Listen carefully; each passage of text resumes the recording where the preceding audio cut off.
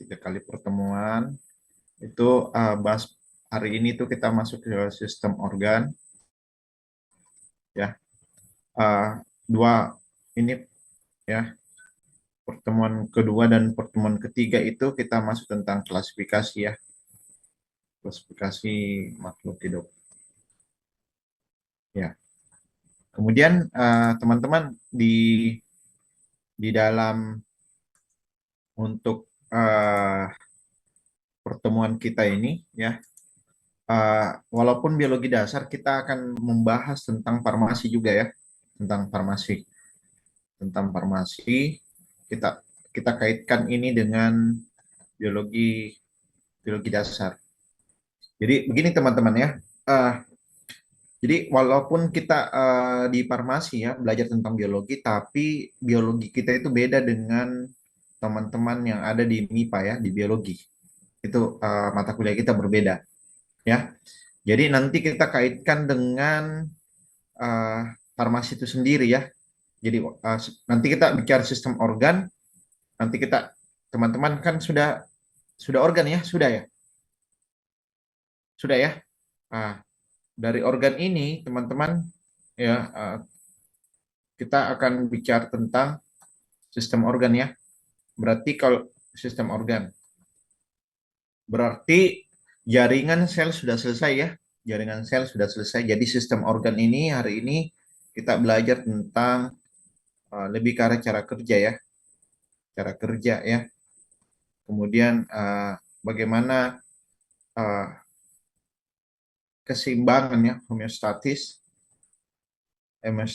dari sistem organ itu sendiri bekerja ya. Jadi bagaimana cara kerja dari sistem organ itu sendiri sehingga tubuh kita itu normal ya. Kemudian nanti kita kaitkan dengan obat ya, obat-obat ya yang bekerja pada sistem organ ya, yang bekerja pada sistem organ. Jadi untuk pertemuan hari ini kita bahas tentang ini semua ya, tentang ini ya. Mungkin nanti kita ada ulang beberapa bagian yang terkait dengan organ, tetapi tidak lagi berbicara tentang fungsi organ ya, gitu. Tapi lebih langsung kita diskusikan mengenai cara kerja ya. Kemudian obat-obatan, intinya kita kaitkan dengan farmasi. Jadi bukan hanya biologi dasar saja gitu. Kalau bisa kita banyak diskusi ya. Jadi kalau umpama ada pengalaman-pengalaman nanti terkait dengan sistem organ, silakan kita diskusikan ya. Kalau misalnya saya tidak tahu, misalnya panjang umur ada dua kali pertemuan ke depan, nanti saya ulang lagi, saya cari jawabannya ya. Kemudian ini kan pertemuan pertama saya di 2023 ya. Jadi biar saya tidak ulang-ulang ya. Uh, untuk kontrak kerja saya sendiri itu nanti di dalam kelas ya, saya tuh kalau sudah masuk di dalam ruangan, tidak boleh lagi ada yang masuk, ya. Jadi kalau saya sudah masuk, kemudian saya tutup pintu, itu tidak boleh lagi ada yang masuk, ya. Itu. Kemudian kalau nanti kuliah di kelas itu saya perbolehkan teman-teman makan permen, ya. Silakan makan permen, ya. Mau bawa minuman, minum juga, tidak ada masalah, ya. Yang penting satu, jangan mengantuk ya. Saya paling tidak bisa mengajar atau diskusi tuh ada orang mengantuk tidur. Kalau dulu-dulu itu saya lempar spidol ya. Kalau dulu ya waktu tahun-tahun berapa ya, angkatan berapa saya ngajar itu ada berapa orang yang saya lempar spidol karena saya sudah izinkan untuk makan permen ya. Kemudian juga untuk bawa minuman, tetapi ya kalau ngantuk ya apa boleh buat. Kita selesaikan secara adat ya. Itu. Jadi kalau saya sudah masuk ya, itu tidak boleh lagi ada yang masuk. Kemudian ini materi yang saya jelaskan ya. Mungkin hari ini teman-teman ada yang tahu materinya. Nanti saya persilakan untuk memberikan pendapatnya ya. Dan akan saya tulis namanya ya. Ya. Jadi saya itu dalam perkuliahan itu akan memberikan materi ke depan itu apa. Jadi silakan teman-teman cari ya, tulis di bukunya atau di catatannya atau seperti apa. Tapi jangan buka HP, nggak boleh buka Google ya. Kita jelaskan, kita diskusi. Nah, penilaian saya itu adalah setiap kali pertemuan, ya. Jadi kalau misalnya nanti teman-teman ada yang aktif dan menurut saya sudah cukup nilainya, itu bebas ujian dari saya. ya. Jadi saya ada berapa orang mahasiswa itu biasa saya berikan apresiasi, ya. Penilaian itu tidak perlu ujian sama saya, ya. Nah, kalaupun dia ujian itu nilai-nilai yang sering dia jawab, ya, itu kita tampung, ya. Itu nanti menjadi nilai tambahan pada saat nanti teman-teman ujian. Kalau nilainya tidak bagus, silakan, ya, gitu. Kalau misalnya saya ujian nanti, ya, ujiannya nanti di UAS, ya, ujian akhir semester itu silakan teman-teman, biasanya saya memberikan remedial, ya, memberikan remedial, ya, memberikan remedial, tetapi remedialnya juga ada beberapa catatan, ya, ada beberapa catatan itu. Jadi pertama, saya ulang lagi tadi, setiap pertemuan itu akan saya berikan eh, materinya. Silakan teman-teman cari bahannya, kemudian kita diskusikan di kelas. Bagi yang aktif kita tulis namanya, dan bagi teman-teman mahasiswa yang sudah cukup nilai dari saya itu saya bebas ujiankan dari saya, ya. Dari saya, ya, belum tentu dari dosen yang lain. Jadi kalau dosen yang lain ikut ujian, kalau sama saya itu tidak perlu.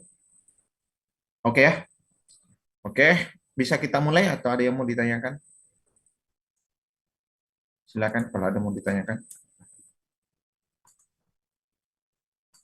Oke, cukup, ya.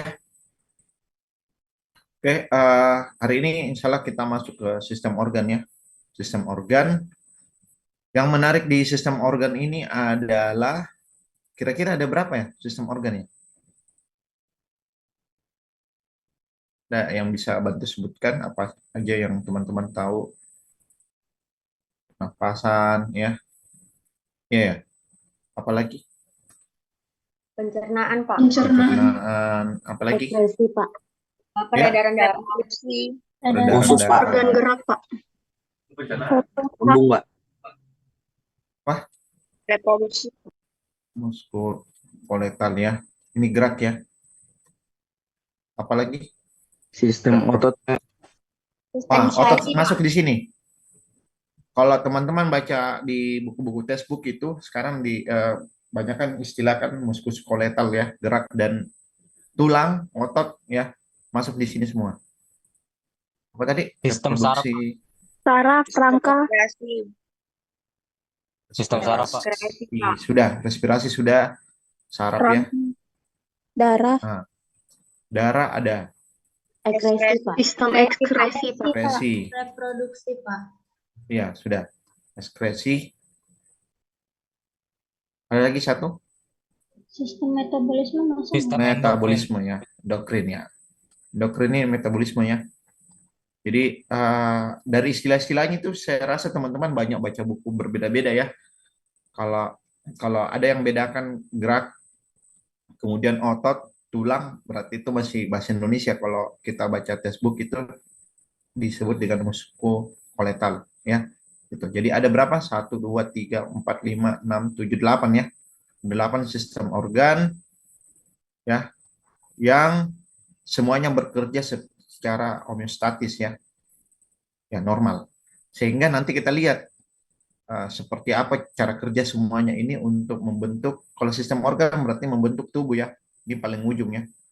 Jadi kerja dari sistem organ itu, kalau organ kan bekerja sama membentuk sistem organ. Kalau sistem organ bekerja sama itu membentuk satu komponen tubuh, ya. Jadi ada 8. Ini mudah-mudahan bisa cepat, ya. Ya, bisa cepat kita selesaikan. Oke. Oh.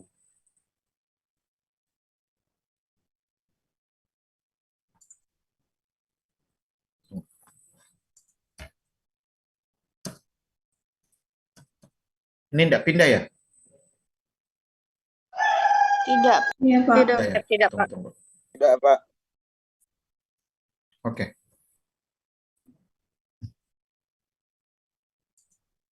Oke, ya. Tadi kita sudah sebutkan semuanya, ya. Nah, yang teman-teman kira-kira yang paling sering kita dengar gitu kan ada, ya, masuk respirasi, ya. Ini kita sering dengar juga, ya, hati kemudian perut ya, ekskresi ya, reproduksi ya. Kemudian nah sama ini ya, sama di pencernaan ya, intestina, pankreas, sama juga pencernaan, kemudian ekskresi ya. Eh, apa yang tidak ada di sini? Yang orang sebutnya sistem organ ya. Kalau yang paling menarik itu di sistem organ itu sebenarnya ada dua ya, ada dua. Sebenarnya yang menariknya. Pertama itu adalah apa? Apa yang kira-kira? Organ luar, Pak. Organ luar Organ itu luar musku dari ya, tubuh. muskus skeletal ya. Ada lagi apa lagi yang menarik? Organ dalam, Pak. Apa itu organ dalam? Yang menarik ya. Jadi kalau yang lain ini kan kelihatan ya, ya saraf ya, ada otak ya, ya tiroid bisa di cernaan juga, pernapasan ya, gitu.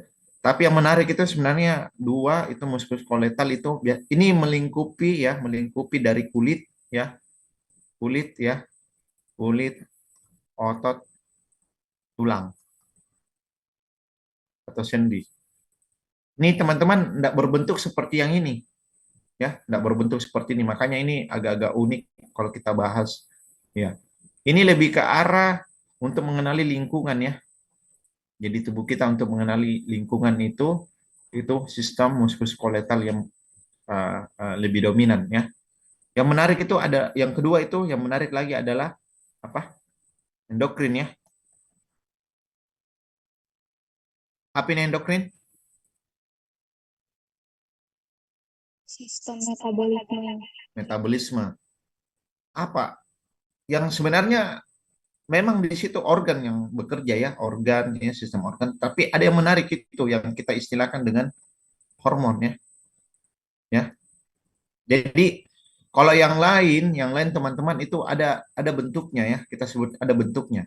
Kalau ini teman-teman ini endokrin ini lebih ke arah hormon ya, yaitu semacam senyawa kimia yang dilepaskan di dalam darah, dalam darah.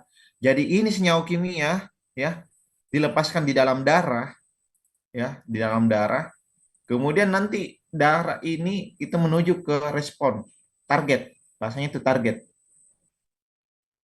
target. Atau kita sebut dengan kalau di farmasi itu kita sebut dengan reseptor, teman-teman. Ya. Nah, reseptor ini ada di organ. Ya. Inilah yang akan bekerja sesuai dengan perintah hormon ini. Iya, saya perintah. Paling kalau umpama kita intermezzo dulu ini ya, kita bicara bahas dua ini. Paling ya mungkin yang ini kan teman-teman lagi puber ya, puber terus ajak jalan uh, teman pasangannya atau apa, kemudian cerita ya. Ada orang yang kadang mudi-mudi ya, mudi-mudi ya. Sebentar-sebentar nggak tahu, tiba-tiba berubah perasaannya, tiba-tiba berubah lagi keadaan jiwanya. Kadang kita nggak ngerti ini orang berapa orang sih ya. Tiba-tiba tadi ketawa, sebentar menangis, habis menangis marah-marah, habis marah-marah. Itu teman-teman itu dipengaruhi oleh hormon ya, oleh hormon. Apalagi kalau lagi pasca menstruasi ya, hormon untuk membasmi seseorang itu tinggi sekali ya. Iya, ada yang ribut main gitar itu kayak eh, apa ya? Kayak mendidih kita punya perasaan untuk apalagi kalau ditanya mau makan apa terserah, ya kan? Di rumah mau makan apa terserah. Di mana mau makan terserah. Baik. Ini yang kadang kita sendiri tidak mengerti ya, kenapa bisa ada perubahan mood itu terjadi begitu cepat ya. Itu karena ada hormon yang dilepaskan ya. Kalau hormon, tahu teman-teman hormon moody apa saja? Untuk perasaan gembira apa? Tahu? Hormon endorfin, Pak. Iya, endorfin. Siapa yang jawab ini? Saya Erlita, Pak. Erlita. Ada pengalaman apa dengan endorfin? Waktu di SMA, guru biologi saya sering menjelaskan tentang hormon bahagia, terus hormon yang Ya, mencegah penuaan seperti hormon kortisol, seperti itu, ya. Pak. Kalau endorfinnya Erlita apa? Supaya bahagia. Supaya bahagia, Ya, nonton eh, bioskop mungkin atau membaca Netflix. buku, Pak. Botek lagi. Kok nggak capek kah baca buku terus, sekali-sekali nonton bioskop, jalan ke olahraga. Apa Erlita? Nanti saya sampaikan ke Dimas. Apa Erlita? Mungkin Dimas. non- Mm-mm. nonton artis Korea, Pak. Oh iya. Bagaimana Dimas? Diterima ajakannya Erlita nonton Korea katanya. Nah, ini klinis A, S1 umum B kan kombinasi yang paling bagus ini A B kan. Iya. Dimas nggak suka Korea kayaknya. Nggak suka Korea Dimas. Kurang suka Kurang ya. suka enggak, dibilang enggak juga enggak, Pak. Oh, enggak. Nah, ini sudah yang kalau dijawab terserah ya. Jadi nggak jelas apa mudinya kan. Iya. Padahal Erlita sudah ajak nonton Korea. Jadi Dimas belum tentu mau ya. Iya. Jadi masing-masing ya teman-teman hormon endorfinnya orang yang terutama ya itu berbeda-beda ya. Ada yang cuma tidur saja sudah bahagia, bahagia sekali sudah tidur. Ada yang cuma dibohong-bohongi saja bilang, cantikmu hari ini. Itu sudah bahagia sekali kan, walaupun kita bohong-bohong apa ya kan. Ada juga yang cuma sekedar disenyum ya kan, itu sudah bahagia. Ada juga yang datang terlambat itu dijemput datang terlambat, wih luar biasa marahnya, ya kan? Dan itu semua teman-teman sebenarnya ya yang untuk kita bicara tentang hormon ini lebih ke arah uh, apa ya perasaan ya perasaan yang sebenarnya teman-teman hormon ini bekerja secara homeostatis ya homeostatis sebelum sebelum dia dikeluarkan oleh target dia sebenarnya punya sinyal untuk dikeluarkan ya. Nanti kita lihat apa saja ya untuk hal yang membuat sehingga hormon itu bisa keluar ya, bisa uh, dia bekerja karena ada sinyal ini ya. Jadi yang menarik dari sistem organ itu sebenarnya ada dua ya, yang ini muskuloskeletal menurut saya ya, dan endokrin. Karena ini organnya sebenarnya tidak seperti yang kita lihat secara umum ya, tapi kalau endokrin itu lebih ke arah hormon ya. Kalau muskuloskeletal ini ya yang membungkus tubuh kita ya itu. Oke, ada yang mau ditanyakan? Lanjut dulu ya. Oke, lanjut. Ini kayaknya langsung saya hapus ya. Ya, oke. Nah, ya, ini kita masuk di sistem beda sistem pencernaan ya. Ya, secara secara garis besar ya teman-teman sudah bisa baca ya. Jadi ini sistem pencernaan ini lebih ke arah ya kita bilangnya itu mulut ya sampai ke anus ya, sampai ke anus. Ini sistemnya pencernaan. Kalau pernafasan ya mainnya di paru-paru ya sampai ke alveolus ya teman-teman ya. Ini yang bekerja, kemudian sistem peredaran ini lebih ke arah jantung ya. Bagaimana darah itu dipompa ke seluruh tubuh ya. Intinya ini ya. Kemudian kalau ekskresi ya ini yang dikeluarkan ya. Yang dikeluarkan ibaratnya ini sisa-sisa ya, sisa-sisa yang harus dikeluarkan oleh tubuh ya. Nah, tetapi lebih ke arah bagaimana ginjal ya, kandung kemih dan kulit. Yang menarik ya teman-teman, yang menarik di sini kalau kita di obat ya, kalau obat itu masuk dalam tubuh kita, teman-teman itu mengalami atme ya, mengalami atme. Apa itu? Absorpsi, distribusi, Absorpsi, distribusi, metabolisme, sama oke, ekskresi, Pak. metabolisme dan iya. Bisa dibantu apa itu, Bro? Absorpsi. Absorpsi itu Iya. proses penyerapan pada zat obat, Pak, Siapa yang bicara ini? yang masuk ke dalam aliran darah. Oh, Rehan. Bagaimana Rehan? Sorry, Bro. Absorpsi itu Bagaimana? Ya, penyerapan, Pak. Proses penyerapan ya. pada zat obat yang masuk ke dalam Mm-mm. aliran darah, Pak. Ya. Kalau dia mau diserap, apa syaratnya obat itu? Apa, Pak? Kalau kalau tubuh mau menyerap obat, apa syaratnya obat itu?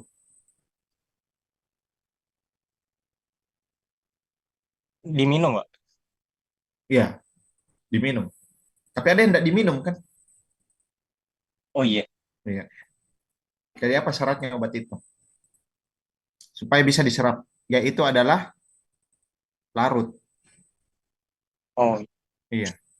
Jadi jadi kalau kita bikin obat ya, teman-teman bikin obat itu kita akan ketemu dengan masalah larut. Larut. Karena kalau tidak larut teman-teman, ya dalam darah, dalam sistem tubuh kita itu tidak bakalan bisa diserap. Jadi bayangkan kalau teman-teman bikin tablet yang tidak hancur. Jadi masuk tablet, keluar tablet. Jadi pas dihanus ya, keluar tablet juga. Hmm. Keluar tablet. Karena kenapa? Karena dia tidak larut. Gitu.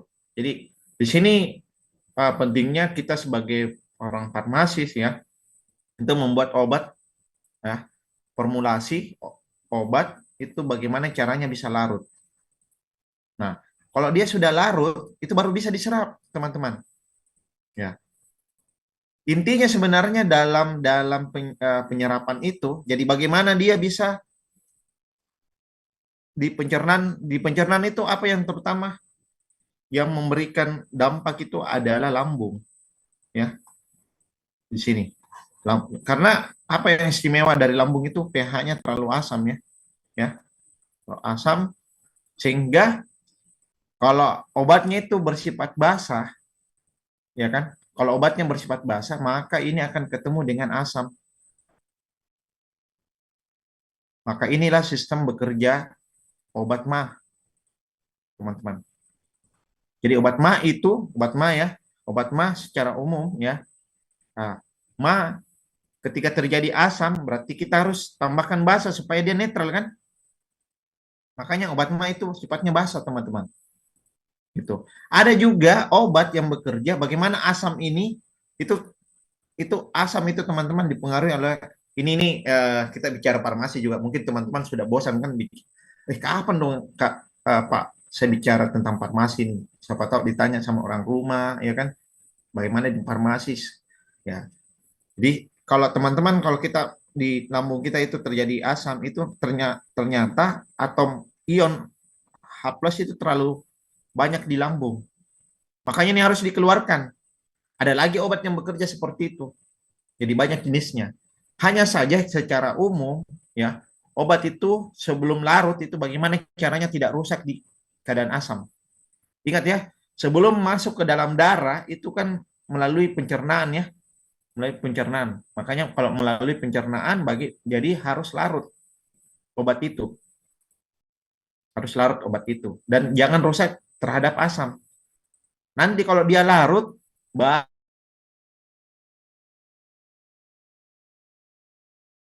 baru kemudian didistribusi.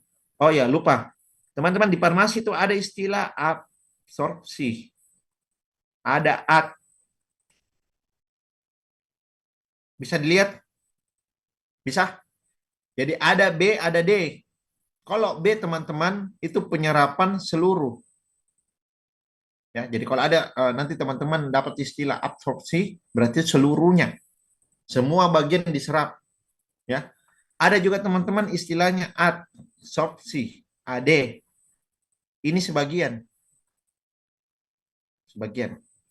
Kalau obat-obat topikal, ya teman-teman, obat-obat topikal, biasanya itu obat topikal ada bersifat absorpsi. Tidak semuanya diserap. Makanya teman-teman ditanya, kalau habis digunakan silakan cuci muka. Ya kan?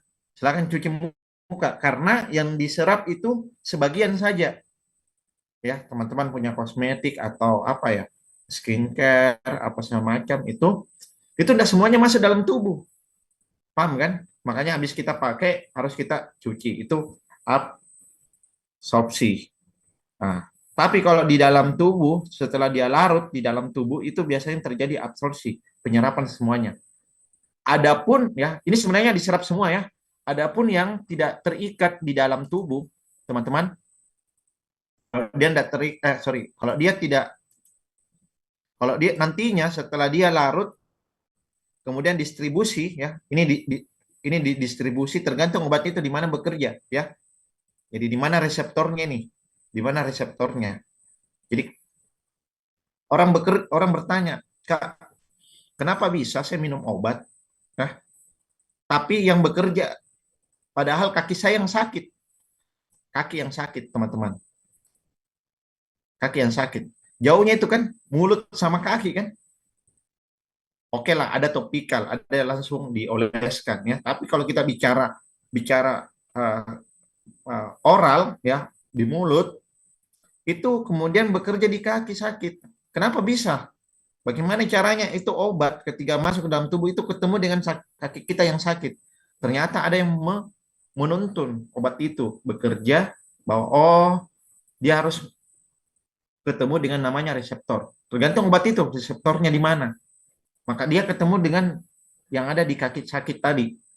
Jadi walaupun dia jauh asalnya dari mulut, oral ya, kemudian masuk ke dalam tubuh ya, tidak langsung serta merta itu ketemu dengan kakinya kita. Tetapi bagaimana obat ini ketika dia larut itu ketemu dengan reseptor nyeri. Nah, itu yang kita sebut dengan distribusi. Paham ya? Nanti distribusi kalau dia sudah ketemu, anggaplah ketemu obat begini bentuknya ya. Anggaplah ketemu dengan reseptor, anggaplah begini. Ini kayak kunci ya, kunci ketemu, baru dia bekerja. Ini yang kita sebut dengan metabolisme. Ya, metabolisme.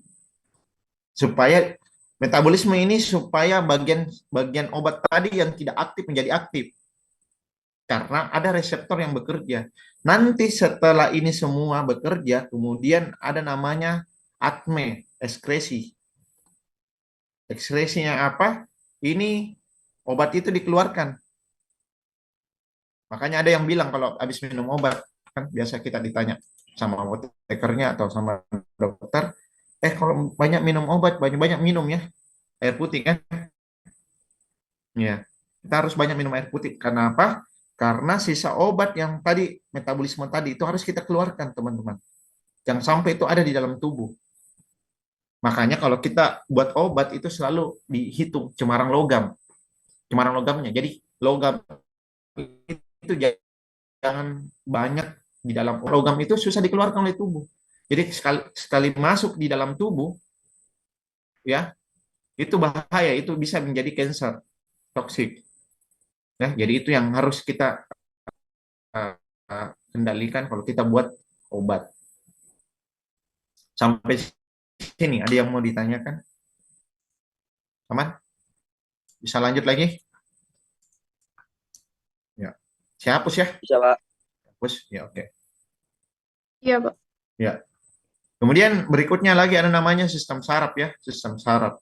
Nah ini yang paling banyak kita gunakan ya, kita gunakan supaya obat itu bagaimana cepat bekerja ya. Jadi ada saraf pusat, ada saraf otonom ya. Nanti teman-teman kita bahas slide berikutnya, bedakan yang mana ya. Ya. Nah ini yang saya sebut tadi muskuloskeletal, ya, dia main di otot ya.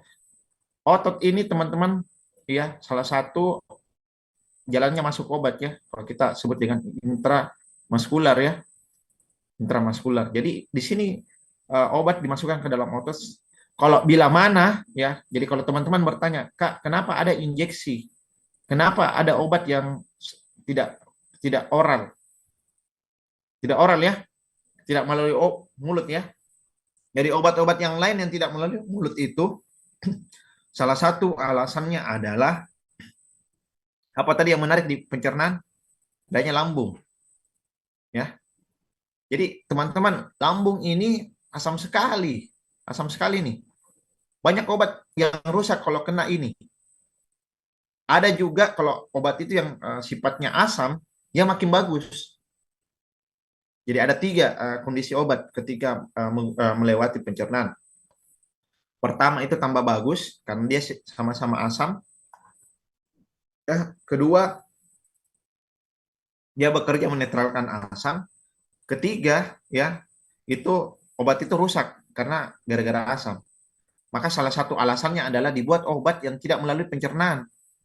Ya, nah ini yang kita harapkan langsung masuk ke darah. Tidak usah tidak usah tidak usah masuk ke lambung. Karena kalau di lambung lama lagi bekerja, ya kan? Makanya nanti ketemu teman-teman. Kenapa ada obat? Jadi ada pertanyaan yang kari itu kenapa obat ada yang dikonsumsi sebelum sama sesudah makan? Ada yang bisa bantu jelaskan? Contohnya obat mah Pak kalau sebelum makan. Kenapa bisa sebelum makan? Karena obat mah itu tadi dia menetralkan asam yang ada di lambung dulu Pak. Hmm. Mengosongkan lambung supaya netral lambungnya. Kalau selain obat mah sebelum makan apa lagi?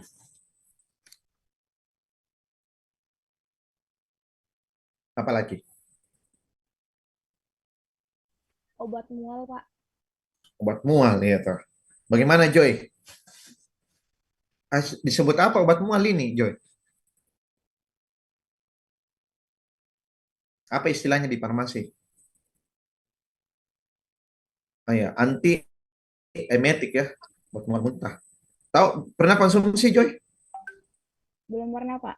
Belum pernah, iya. Jangan sampai ya. Biasanya obat mual muntah itu kurang lebih hampir sama dengan, tapi pasti pernah Joy. Joy orang apa Joy? Orang maksudnya suku Kalau Pak. kalau transportasi Kalimantan Timur biasa kan mabuk ya, mual muntah perjalanan, iya kan? Biasa konsumsi apa Joy atau tidak? Nggak pernah Enggak. konsumsi Pak. Oh ya. Biasanya ada orang itu kalau biasanya orang kampung gitu ya, maaf ya, orang kampung itu kalau naik mobil itu enggak bisa kena AC. Jadi kelihatan itu mobil dari kampung ya. Mobil dari kampung itu masuk kota, itu pasti terbuka semua jendelanya, ya kan? Karena orang kampung itu enggak pernah kena AC, dia sukanya angin, kipas angin dia, ya kan? Ya, jadi kelihatan itu kalau mobil masuk kota itu dari kampung itu pasti terbuka semua jendelanya. Berarti orang tidak bisa kena AC. Biasanya pasti kalau mobil seperti itu kena AC, berarti biasa ada antimo ya, ya, dimenhidramin ya. Nah, itu obat mual muntah, Joy, antiemetik. Hmm. Nah, itu yang biasa kita konsumsi ya. Apalagi kalau mau operasi ya, teman-teman mau operasi, biasanya kalau mau operasi itu biasanya ada disuntikan obat ondansetron supaya obat itu supaya yang kita konsumsi nanti atau apa itu tidak mual muntah ya, termasuk juga kalau umpama mau kemo ya, obat kemo cancer ya, yang ibaratnya itu kuat sekali bagi tubuh kita supaya tubuh kita, pencernaan kita tidak menolak, itu biasanya kita konsumsi dulu obat antiemetik tadi ya, supaya tubuh kita itu terbiasa dengan obat yang baru. Ingat ya teman-teman, obat itu adalah benda asing ya, benda asing. Jadi antara racun apa dan obat itu beda tipis saja. Apa bedanya nih teman-teman? Obat sama racun? Ada bisa tahu bedakan racun sama obat ini? Tipis sekali perbedaannya. Saya Pak, Tahu apa bedanya? kalau Iya ya. obat itu Hani memberikan Hani dampak ya. baik, memberikan Iya. dampak baik atau kesehatan kepada tubuh. Kalau Pernah misalkan dengar ada orang meninggal gara-gara obat? Ya. pernah Pak, Ya. Kenapa bisa? Karena dosis yang dosisnya salah Pak. Karena dosisnya terlalu tinggi. Ya karena dosis ya. Ya. Jadi bedanya ini racun sama obat itu cuma dosis teman-teman. Ya. Kalau di ban alam ya, kalau teman-teman nanti kesukaannya di tumbuhan ya, di tumbuhan ada namanya senyawa namanya saponin ya. Pernah teman-teman dengar air susu dibalas air tuba? Pernah kan? Tuba, Pernah, tanaman Pak. tuba tahu? Ada yang pernah lihat? Ada yang pernah lihat tanaman tuba? Atau enggak tahu? Umur umur 18 tahun belum pernah lihat tanaman tuba, belum pernah. Nah, itu tuh teman-teman, tuba itu kebanyakan isinya itu saponin. Itu kalau di dalam air itu dia apa namanya? Dia berbuih, berbuih. Ini sebenarnya obat, tapi kalau teman-teman masukkan tuba itu ke dalam empangnya orang, innalillahi, mati itu semua ikannya. Apalagi kalau terendam, itu mati, gitu. Sama juga namanya, ada obat namanya digoksin ya. Ini obat jantung. Kalau enggak salah itu dosisnya 0,0 berapa ya? 0,05 atau 0,5, enggak salah. Kecil sekali dosisnya, teman-teman. Tapi kalau anggaplah ya, kalau enggak salah anggaplah 0,5 ya. Sorry, 0,05. Anggaplah teman-teman konsumsi 0,055. Bukan lagi obat jantung teman-teman dapatkan, tapi perpindahan alam dari dunia ke akhirat gitu. Nah, jadi cuman beda sedikit saja itu sudah pindah alam. Jadi sudah terjadi transmigrasi ya, transmigrasi alam. Jadi itu, jadi teman-teman untuk jadi racun dan obat ya, itu hanya beda di dosis. Makanya teman-teman kalau nanti minum obat, sesuaikan dosisnya ya. Jangan mentah-mentah minum obat kok udah sembuh-sembuh, ternyata dosisnya tidak cukup. Paham ya? Ingat ya teman-teman, obat mah itu bukan pengganti makanan ya. Jangan seperti saya dulu waktu kuliah. Karena tidak sempat makan siang, seperti Erlita senang kerja laporan, karena senang kerja laporan atau apa gitu kan. Orang pergi makan, ya karena ada obat mah di tas, obat mah aja dulu dikonsumsi. Tidak usah makan. Jangan seperti itu ya. Jadi tidak ada gunanya IPK 4 kalau langganan rumah sakit. Ya, biar kalian cantik-cantik, kalau umpama jantung bocor percuma juga. Ya, jadi ya kalau waktunya belajar ya belajar, waktunya kita hiburan ya. Jangan sampai teman-teman salah salah masuk jurusan ya. Jadi kalau di kedokteran itu ya, saya rasa kalau di kedokteran itu masih bisa hiburan ya. Ya pergi jalan apa semacam. Kalau kita mungkin farmasi mungkin bisa ditanya sama senior-seniornya. Walaupun pergi hiburan kayaknya susah untuk senyum, susah untuk ketawa karena banyak laporan yang harus dipikirkan apa semacam ya. Nah, maksud saya seperti ini. Jadi teman-teman di farmasi ya, kalau saya saran ya, itu membentuk membentuk namanya kelompok ya, bukan grup gosip ya, grup diskusi. Jadi saya punya pengalaman ya, ada teman saya waktu kuliah dulu apa siswa teladan ya, siswa teladan provinsi itu enggak selesai di farmasi. Kenapa? Karena semuanya dia kerja sendiri. Jadi kalau teman-teman di farmasi, saya tidak sarankan kalau ada tugas 10 itu teman-teman kerjakan sendiri. Enggak. Dimas jangan ya. Nanti kau tambah tua nanti di farmasi kalau 10 tugasmu kau kerja sendiri. Jangan Dimas. Tapi saya sarankan teman-teman kalau punya tugas 10, cari 10 orang teman. Ya, cari 10 orang teman. Misalnya Nindya Putri kerja nomor 1 kan. Rehan nomor 2, Erlita nomor 3, Sri Wahyuni nomor 4, Aprodita, sorry, 4, dan seterusnya. Dimas yang menghimpun, tidak usah kok bekerja Dimas. Kau memberikan kesimpulan dari 10 temanmu yang bekerja tadi itu. Kumpul semua tugasnya. Habis itu kasih temanmu. Jadi bagi. Tapi ingat ya, yang tidak mengerjakan soal, tanya, Nindya, nomor 2 itu, nomor 1 yang kamu kerja itu bagaimana caranya? Oh begini, ya. Nah, Nasila, kamu kerja nomor 4 ya? Iya. Bagaimana caranya? Seperti ini. Joy, yang kerja nomor 7, bagaimana caranya? Seperti ini. Begitu. Jangan 10 tugas, ya. Kerjakan 10-nya. Jangan, masih setiap orang kerja 10, jangan. Itu tidak ada waktu untuk diskusi. Ya. Jadi kalau ada 10 tugas, cari 10 orang teman yang bisa mengerjakan tugasnya itu dan bertanggung jawab. Yang paling penting itu belajar bertanggung Tanggung jawab. Habis itu kita diskusi. Jangan seperti di sekolah dulu waktu SMA. Kalau ditanya, sahlah, sudah selesai tugas, ya. Jangan nanti bilang begini. Ada nanti lihat saja ya. Nanti kalau sudah sharing waktu, nanti ada temanmu seperti ini kalau ditanya, sudah selesai laporan? Belum ada selesai. Belum selesai. Tiba-tiba asisten bilang begini, yang kerja laporan plus 10, langsung keluar laporan dari tasnya. Nanti ada seperti itu nanti, ya. Kalau ada seperti itu nanti diracuni saja ya. Kalau ada manusia seperti itu diracuni saja, karena itu tidak bisa hidup di farmasi, bahaya, ya. Jadi kalau teman-teman sudah selesai, ya ajari temanmu, ya. Begitu juga yang malas, kalau kau sudah tahu malas, kau dekat-dekat juga. Jangan kerja kelompok, tiba-tiba pas hari H dia presentasi, tiba-tiba sakit. Ada juga nanti itu modelnya begitu.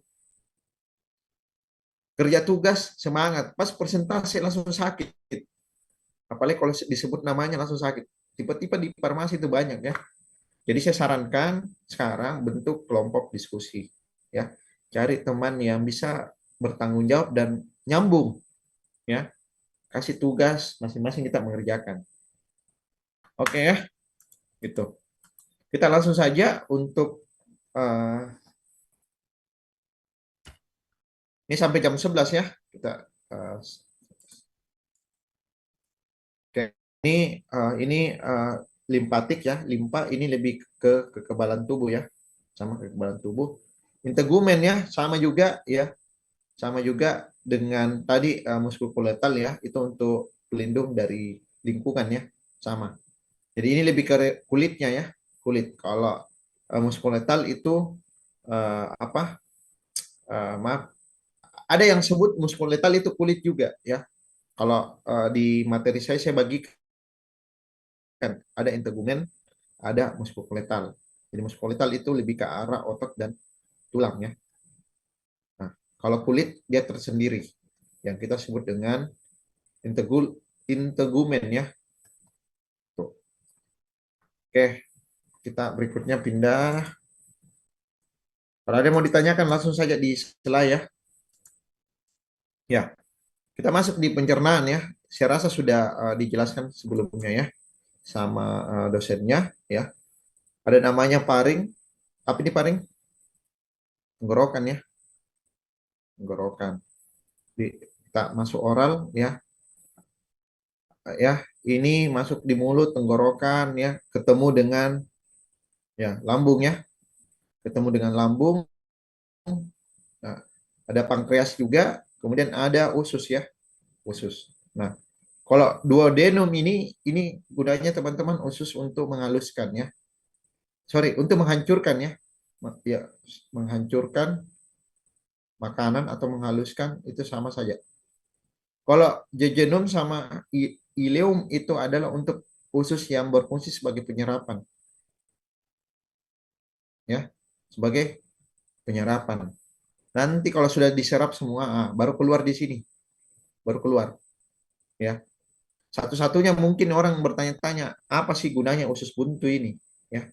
Dan saya juga baca-baca itu belum ada ya yang bisa jelaskan juga. Tidak tahu kenapa ini. Tapi teman-teman, yang paling penting di saluran pencernaan ini adalah infeksi yang terjadi pada usus. Infeksi yang terjadi pada usus, ya. Jadi teman-teman, walaupun teman-teman kalau makanan itu harus dijaga ya, walaupun kita mahasiswa ya, tidak banyak pilihan makanan ya. Apalagi kalau tanggal tua, makanan itu terbatas semua. Banyak yang diinginkan tetapi apa daya, sumber daya lagi terbatas juga ya. Belum lagi kiriman belum datang ya. Nah, kemudian juga ada lagi teman belum bayar utangnya ya. Belum lagi kalau pinjam motor kembali bensinnya habis ya. Ini teman-teman tidak tahu diri semua ya. Apa boleh buat? Teman-teman itu usahakan jangan sampai terjadi infeksi ya. Ya. Sebenarnya yang paling aman ini ya, paling aman ya, cukup ya. Ini kebetulan bidang saya juga ya. Bidang saya itu adalah tentang mikroorganisme ya. Cukup teman-teman, ini bukan promosi ya. Teman-teman itu wajib konsumsi Yakult ya. Minimal sekali itu tiga hari sekali minimal sekali, minimal. Jangan juga minum kayak air putih, karena ini sifatnya asam. Karena kalau sifatnya asam, teman-teman, bukannya sehat nanti, malahan sakit mah. Ya, jadi kalau teman-teman sudah mulai ada gangguan-gangguan, paling awal ya teman-teman itu konsumsi dulu Yakult, ya, Yakult. Tapi ingat, karena ini asam berarti ini harus sesudah makan. Ingat ya, kalau ada obat yang sifatnya asam atau bisa menyebabkan asam, ya, atau penyerapannya tidak larut atau rusak karena asam, berarti itu semua dikonsumsi sebelum makan. Dan seperti kita tadi jelaskan ya, sebelum makan. Berarti banyak dong Kak, obat itu sesudah makan. Iya, lebih banyak obat itu sesudah makan. Ya, itu yang membedakan ya. Jadi walaupun kita konsumsi obat ya, dosisnya tepat ya, obatnya tepat juga, tetapi kalau waktu makannya konsumsinya itu tidak tepat, ini bisa menyebabkan obatnya tidak bekerja. Paham ya? Ya. Ada yang mau ditanyakan tentang pencernaan?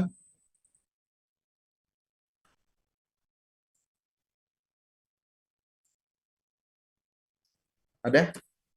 Kalau obat-obat ya, ini teman-teman obat-obat, kalau tadi kita lihat ya, ini kebanyakan bagaimana makanan itu bekerja ya. Ya, ini sudah ada enzim ya. Kemudian juga bagian-bagian usus, kemudian hati, rektum ya. Nah, kalau kita bicara obat teman-teman, ini tadi yang sudah kita jelaskan ya, kurang lebih sama yang bekerja. Kemudian juga ada antibiotik ya. Ya. Nah, antibiotik ini teman-teman ada juga yang sebelum makan ya. Sebelum makan. Jadi kalau teman-teman misalnya minum obat setelah obat, Mama ini Kak, saya kan tidak bisa tahu obat ini makan atau sebelum makan, ya sesudah makan atau sebelum makan. Coba teman-teman konsumsi. Kalau teman-teman konsumsi tiba-tiba sakit nyeri lambungnya, berarti itu harus dikonsumsi sebelum makan. Sesudah makan. Ya. Jadi kalau kita tidak tahu apakah dia sebelum makan atau sesudah makan, tapi teman-teman konsumsi obat pertama kali itu langsung mahnya sakit, ya berarti itu sesudah makan, ya gitu. Kemudian teman-teman ingat ya, ada obat nyeri itu ya bisa menyebabkan mah atau asam lambung, iritasi. Ini paling banyak ya. Ini paling banyak. Makanya ya, semua teman-teman konsumsi obat namanya obat nyeri ya. Ya, obat nyeri mulai dari paracetamol sampai natrium diklopenak. Ya. Ini bisa menyebabkan iritasi lambung, lebih bagus kita konsumsinya sesudah makan. Ya. Kak, kira-kira Kak kalau ada obat yang harusnya sebelum makan tapi dikonsumsi sesudah makan, kira-kira apa yang terjadi? Jadi itu harusnya dikonsumsi sesudah makan, tapi kita konsumsinya sesudah makan. Nah, kalau beda waktu konsumsinya, apa yang terjadi? Obat itu penyerapannya berkurang. Tadi kasus akne ya. Jadi kalau dia harusnya sebelum makan, tapi teman-teman sesudah makan, berarti penyerapannya berkurang. Artinya apa? Yang harusnya obat itu bekerja 1 jam, itu menjadi 3 jam. Tahan itu sakit kepalamu 3 jam. Gara-gara itu tadi. Jadi kalau jadi paling parah obat itu tidak bekerja. Tetapi kalau dia masih bekerja ya paling namanya waktu bekerjanya itu berbeda ya. Pernah dengar teman-teman ada istilah onset dan durasi? Ada yang pernah dengar? Belum pernah dengar? Belum, Pak. Kalau dia belum pernah ya. Jadi kalau tadi ada saya bilang ya, jadi ada obat yang harusnya bekerja 1 jam, tetapi gara-gara kita minumnya sesudah makan itu menjadi 3 jam. Nah, itu kita sebut dengan onset. Jadi onset itu adalah, teman-teman, onset itu adalah waktu yang diperlukan obat untuk bekerja pertama kali. Ya. Jadi kalau saya minum obat 15 menit kemudian obatnya bekerja, itu onset. Paham? Paham ya? Nindi? Paham Nindi? Nindi ya Putri. Paham ya? Jadi ini waktu bekerjanya obat. Kalau durasi, waktu lamanya obat bekerja, waktu lama. Oh, saya minum obat sakit kepala 3 jam bertahan. Tapi setelah 3 jam sakit lagi kepalaku. Berarti durasinya itu 3 jam. Paham ya? Jadi onset itu waktu obat pertama kali bekerja. Berapa? 15 menit, 30 menit, 1 jam. Nah, kalau durasi adalah waktu lamanya obat bekerja. Oh, saya sakit kepala, saya sakit mah 5 jam bertahan. Setelah itu sakit lagi mako. Berarti obatnya itu bekerja selama 5 jam. Itu durasi. Paham ya? Paham, Pak. Ada yang mau ditanyakan? Oke, kalau tidak ada. Nah, ini yang menarik ya. Ini yang menarik ya. Ini yang menarik. Di obat itu ada namanya interaksi obat ya. Interaksi obat. Jadi interaksi itu sebenarnya ada 2. Ada obat, ada makanan. Interaksi obat itu misalnya apa ya? Kalau makanan itu misalnya obat mah ya, yang mengandung Fe, yang mengandung logam. Itu teman-teman minum susu. Habis minum obat mah, karena ada nganggur susu ya, susu ultra misalnya, ya teman-teman minum susu, itu tidak ada gunanya tadi obat mah yang dikonsumsi. Karena susu itu mengikat dari logamnya. Gitu. Ini tidak ada gunanya. Tidak ada gunanya. Ada lagi kalau obat sama obat itu misalnya obat sama obat itu misalnya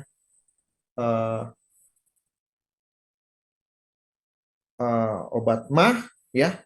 Oh, misalnya paracetamol ya, dan obat mah ya. Sorry, bukan. Misalnya paracetamol ini sifatnya asam, kita ketemu dengan obat yang 2 kali asam ya, seperti ibuprofen ya. Ibuprofen. Ini sama-sama obat nyeri, teman-teman. Cuman paracetamol ini lebih bagus nyerinya ya. Jadi kalau teman-teman ada pilihan obat, itu paling bagus obat nyeri di antara obat AINS ya, istilahnya obat AINS itu paracetamol. Kalau ibuprofen ini bagus obat nyerinya, tapi ini lebih bagus antipiretiknya, obat demamnya. Jadi kalau teman-teman sakit demam, sebenarnya lebih bagus konsumsi ibuprofen daripada paracetamol. Ya, tetapi paracetamol ini ada juga khasiatnya sebagai obat demam. Jadi kita 1 kali konsumsi dapat obat nyerinya, dapat juga demamnya. Gitu. Nah, ini kalau dikonsumsi langsung bersamaan, Pak, ini apa yang terjadi? Kita malahan sakit mah. Gitu. Jadi tidak ada guna. Jadi cukup kita konsumsi salah satunya. Kalau demam lebih bagus ibuprofen. Ya. Nah, obat nyeri ini. Kalau analgetik penghilang rasanya itu paling bagus itu natrium diklofenak, teman-teman. Makanya kalau sakit gigi ya, pilihan pertama itu yang mengandung natrium diklofenak. Ya, biar istilahnya penghilang nyerinya itu kita bisa hilang ya. Itu. Jadi teman-teman harus tahu kapan interaksi obat ya, karena obat dan efek karena makanan. Gitu. Nah, kemudian masuk ke organ berikutnya itu adalah pernapasan. Yang menarik di pernapasan itu ya teman-teman, ini paring sama juga tenggorokan ya. Bedanya ada bronkus, bronkiolus ya, diafragma ya, ini yang membedakan ya. Ada pembatasnya. Kemudian kalau kita lihat ini di dalam paru-paru kita ya, paru-paru kita itu ada bronkus ya, paling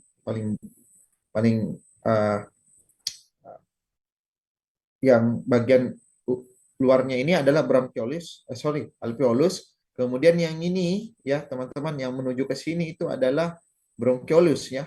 Cuma kita bedakan ya, kita bedakan kalau yang ini teman-teman ya ada yang di alveolus itu terjadi pertukaran udara ya, pertukaran udara. Jadi bronchiolus ini sebagai saluran dari pertukaran udara tadi ya. Sedangkan batang besarnya itu disebut dengan bronkus ya. Sedangkan batang besarnya itu kita sebut dengan bronkus. Yang paling menarik di pernapasan itu sebenarnya adalah terutama di bronchiolus ya. Bronchiolus ya di sini teman-teman ya. Bisa juga di bronkus adalah ketika kita kena infeksi ya.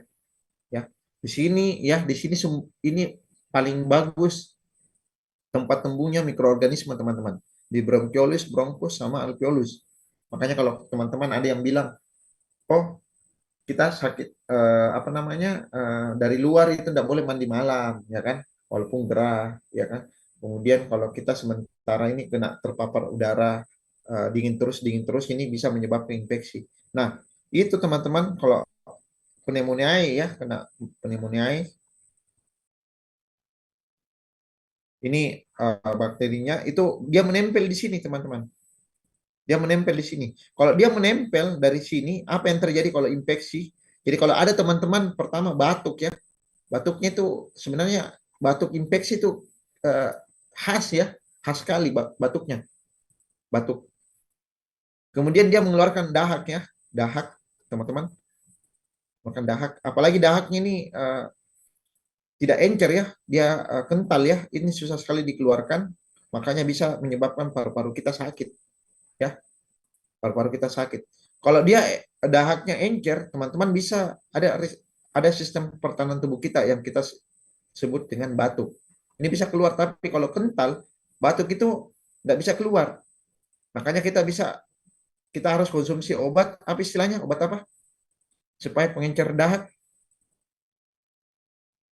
Apa istilahnya? Spektoran, Pak. Bukan. Apa? Selain ekspektoran? Nebu, Pak. Bukan. Nebu itu adalah perubahan dari zat padat gas menjadi padat ya, yang kita konsumsi untuk asma. Kalau mengencerkan dahak, apa istilahnya? Mukolitik. Ya. Ini mukolitik. Mukolitik ini adalah obat atau senyawa yang bisa mengencerkan batuk. Kalau ekspektoran tadi ini membantu supaya batuknya kita ini bisa reda ya, bisa reda. Kalau tadi nebulizer itu lebih ke arah asma ya, karena bagaimana caranya supaya yang kita isap ya, yang kita hirup di nebulizer itu salbutamol itu bisa langsung menuju ke alveolus seperti itu ya. Ini yang sistem pernapasan ya, di teman-teman bisa lihat ada diafragma, kemudian bronkus, bronchiolus, alveoli. Nah, ini ada ekspresi ya, inspirasi sama ekspirasi ya. Ya, ini lebih ke arah pernapasan yang mana yang bekerja ya. Ya, apakah rongga dada? Ya, ini kalau rongga dadanya menyusut itu ekspirasi. Kalau rongga dadanya membesar ya, itu kita sebut dengan inspirasi. Nah, ini obat-obat ya. Obat-obat yang jadi teman-teman ini paling besar ya. Kita sebutnya biasa dengan obat AINS. Jadi kalau tadi ada di sistem pencernaan juga. Jadi bicara tentang nyeri pasti ya. Kalau kita infeksi teman-teman ya, itu salah satu dampaknya infeksi itu adalah nyeri. Ada bengkak juga. Ya. Ini semua satu obat yang kita sebut dengan obat AINS. Makanya pasti kita selalu konsumsi nih, ya. Nah, bronkodilator ini bronkus ya. Bronko itu bronkus ya. Dilator itu memperluas, memperlebar. Jadi kalau orang asma ya, asma itu bronkusnya itu sempit. Makanya bengek kan, bengek dia punya eh, napas. Napas begitu sehingga kita harus konsumsi namanya obat bronkodilator, teman-teman. Ya, ada salbutamol, albuterol, ya. Nah, supaya apa? Supaya bronkus tadi itu bisa melebar. Dia sempit menjadi lebar. Supaya saluran pernapasan kita menjadi normal lagi. Nah, ini tadi ya obat batuk, ya obat batuk. Kemudian ada dextromethorphan, ya sama kodein. Ini obat G semua ya, obat keras, ya. Dan kodein ini narkotika ya. Ini kodein narkotika. Jadi kalau biasanya, Kak, kenapa narkotika sebagai obat batuk? Iya. Jadi kodein ini sebenarnya obat batuk. Tapi karena dia bisa menyebabkan adiksi, teman-teman, maka dia digolongkan sebagai narkotika. Jadi kalau umpama orang tua kita dia minum obat mukolitik, obat obat apa inspektoran, ya, inspektoran, kemudian mukolitik, kemudian semua obat batuk dia konsumsi, tidak sembuh-sembuh, biasanya pilihan terakhir itu kodein, baru dikasih. Ini kebanyakan orang tua.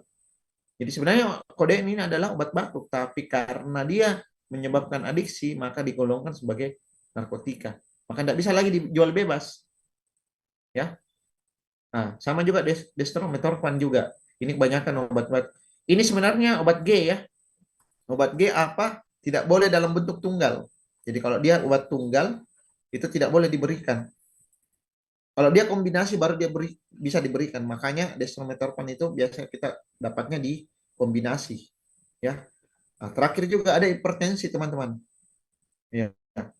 Jadi kalau misalnya teman-teman punya orang tua ya tidak sembuh-sembuh, kok Kak orang tua saya tekanan darah, terus dia batuk Kak. Nah, coba lihat obatnya orang tua kita. Jangan sampai ada golongan ACE inhibitor atau beta blocker. Beta blocker ini yang seperti uh, apa ya? Beta blocker uh, apa lagi nih? Ini teman-teman, ini bisa menyebabkan batuk. Jadi selama orang tua kita mengkonsumsi obat ini ACE inhibitor ya, sama beta blocker, itu akan batuk-batuk terus. Jadi yang paling utama adalah harus berhenti obat ininya, harus berhenti atau diganti dengan mekanisme yang lain supaya batuknya orang tua kita itu sembuh, ya. Tuh. Jadi ada beberapa obat juga yang menyebabkan batuk. Contohnya adalah hipertensi. Nih, ada juga yang obat-obat mempengaruhi sistem secara pusat ini. Ini membantu juga untuk pernapasan ya, secara pusat ya. Kemudian ada juga antibiotik ya, teman-teman. Nah, kalau umpama kita infeksi tadi itu dikasih antibiotik ya. Ingat ya, ini bakteri ya, bakteri. Sama dengan waktu COVID kemarin banyak orang vaksin ya. Nah, kenapa? Ya karena itu tadi setelah vaksin ya bisa juga ya teman-teman kalau kita vaksin ini kan benda tubuh, benda dari luar ya. Sehingga tubuh kita itu memberikan respon. Salah satu salah satu itu responnya adalah influenza. Makanya orang kalau habis vaksin itu kalau bukan demam ya bisa influenza. Itu normal sebenarnya karena tubuh kita lagi adaptasi dengan namanya vaksin tadi ini. Ya, ini kekebalan tubuh ya, buatan. Ini kekebalan tubuh buatan. Ada namanya kekebalan tubuh alami. Alami ini contohnya dulu pernah kita bilang kalau sakit cacar itu cuma sekali seumur hidup ya. Nah, karena waktu kita kena cacar, tubuh kita itu mengenali antigen cacar. Harusnya normalnya ya itu cuma satu kali. Jadi kalau dia berubah berarti itu virusnya itu virus cacarnya itu sudah mengalami mutagenetik. Jadi genetiknya lain lagi.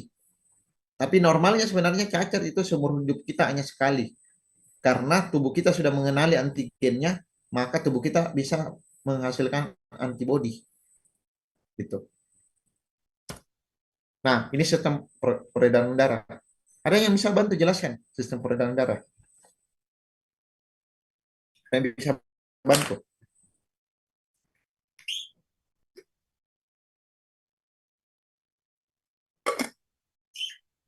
Ada yang bisa bantu?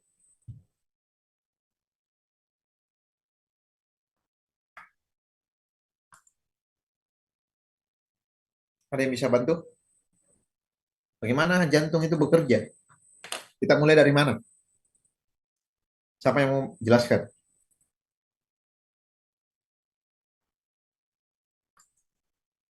Ada yang bisa bantu?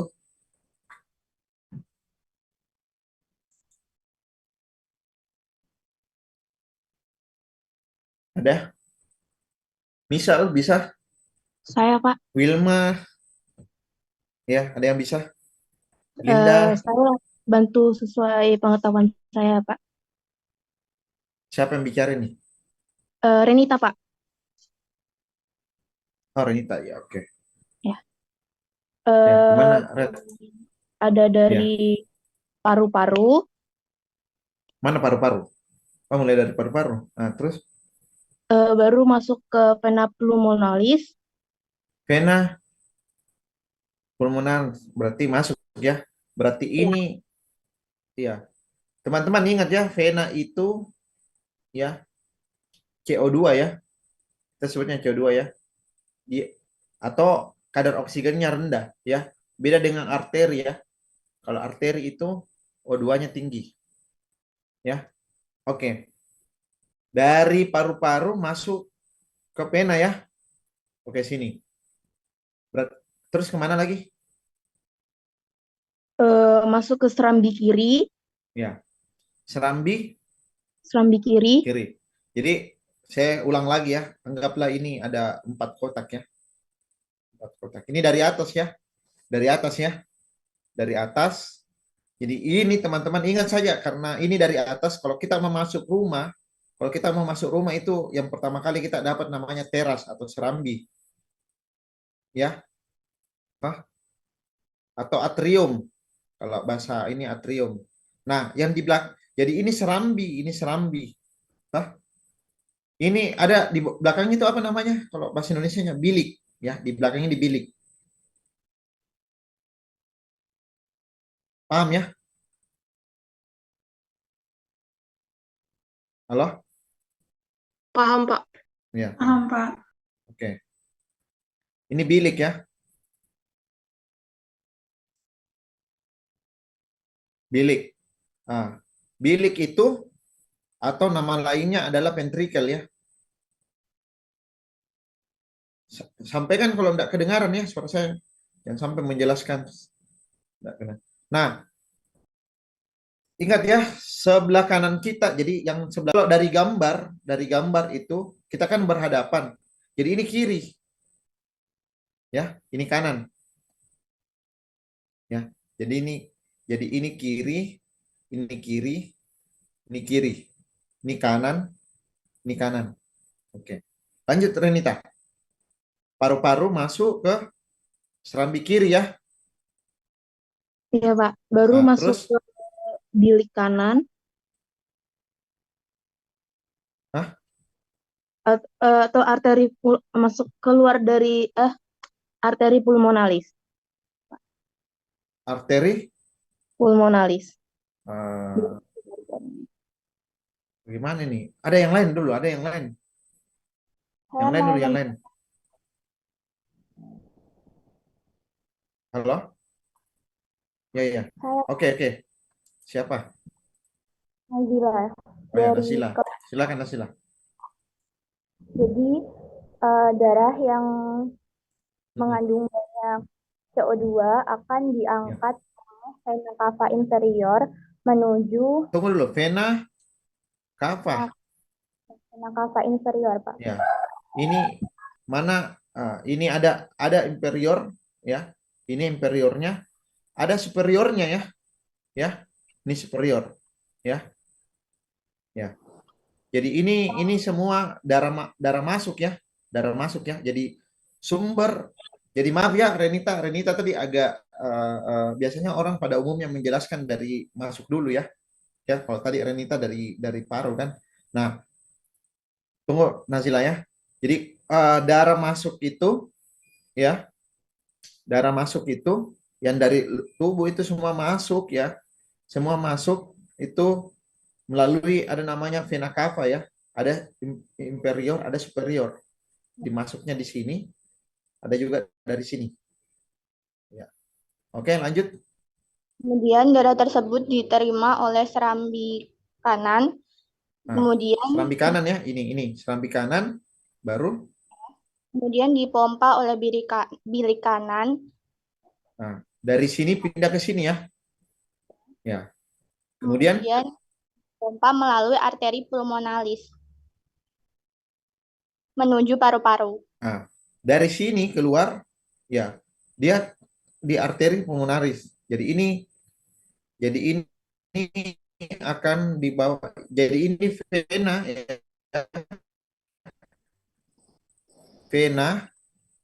Vena tubuh atau paru-paru ya, sama aja ya. Ya, Pak. Ya, tubuh atau paru-paru ini dari arteri ke paru-paru. Oke. Jadi ini tubuh masuk vena serambi kanan, kemudian bilik kanan, baru arteri ya ke seluruh tubuh. Kemudian apalagi Nasila?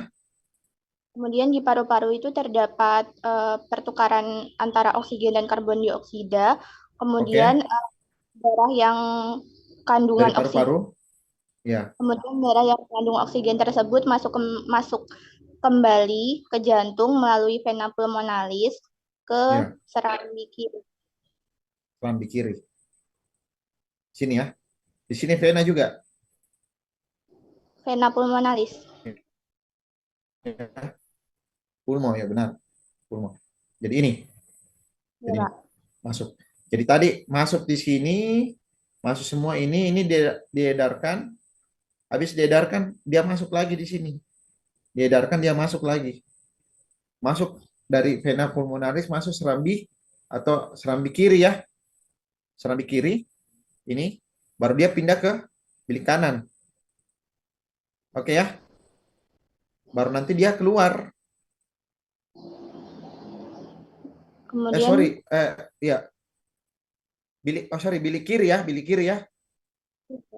Ya, serambi kiri baru pindah ke bilik kiri. dan menuju aorta dan Aorta, dipompa kemudian memompa ke ke tubuh. seluruh tubuh. Jadi ketemu lagi aorta di sini, tubuh. Jadi ketemu lagi di sini sama ini. Ya. Jadi ini yang membedakan ya antara kalau tadi siapa Renita tadi penjelasannya itu dari sini ya. Dari sini tadi ya. Dari sini baru keluar ya. Ya. Cuman teman-teman ingat ya kalau kita menjelaskan ini jangan terbalik-balik ya. Ya. Kalau paling gampang itu teman-teman jelaskan dulu seperti ini. Ada gambar dulu. Ini yang kanannya, terus yang ini yang kiri, ya. Oke. Kemudian ya, yang menarik lagi di sistem peredaran darah, teman-teman, itu adalah isinya darah ya. Ya. Jadi ini kalau kita di farmasi, teman-teman, di farmasi ya ada namanya pengujian in vitro ya. Ya. Ya. Ada namanya di farmasi itu ada namanya in vitro sama in vivo. Ya. Apa ini in vitro? In vitro itu adalah pengujian yang dilakukan di luar tubuh. Ya, syaratnya itu adalah itu harus sama dengan tubuh. Jadi walaupun dikerjakan atau diuji di luar tubuh, ya, itu syaratnya harus sama dengan di luar tubuh. Itu ada namanya pengujian in vitro. Ada namanya pengujian in vivo. Jadi kalau teman-teman mau gunakan obatnya pada hewan coba, ya pasti ke hewan coba dulu ya, karena kita belum tahu aman atau tidak kan. Nah, itu kita sebut dengan in vivo karena dikerjakan di dalam tubuh. Dalam tubuh. Kalau in vitro itu dikerjakan di luar tubuh. Makanya kalau kita mengerjakan in vitro teman-teman, itu kita biasa perlukan namanya darah. Jadi kalau darah kita pisahkan seperti ini bentuknya. Ya, ada plasma. Jadi ingat ya, plasma itu cair, ya. Plasma itu cair, ya. Di bawah ini biasa kita sebut dengan serum juga, serum. Ya. Di tengah-tengahnya ini teman-teman itu ada sel darah putih sama sel platelet ya untuk pembekuan darah. yang mencegah darah itu membeku. Ya, jadi di sini dia di tengah-tengah. Jadi biasanya kalau kita pengujian in vitro atau pengujian in vivo, biasanya darah yang kita habis uji itu kita analisa, kita ambil. Jadi harus dipisahkan ini, teman-teman. Ya, supaya kita bisa tahu bagian apa yang kita mau ambil, apakah bagian plasmanya atau bagian serumnya. Ya, serumnya. Jadi serum itu mengendap di bawah. Kalau plasma itu yang di atas. Ya, itu bagian darah. Ya, obat apa yang bekerja di sistem darah, teman-teman? Ini, Mbak. Ya, ini banyaknya.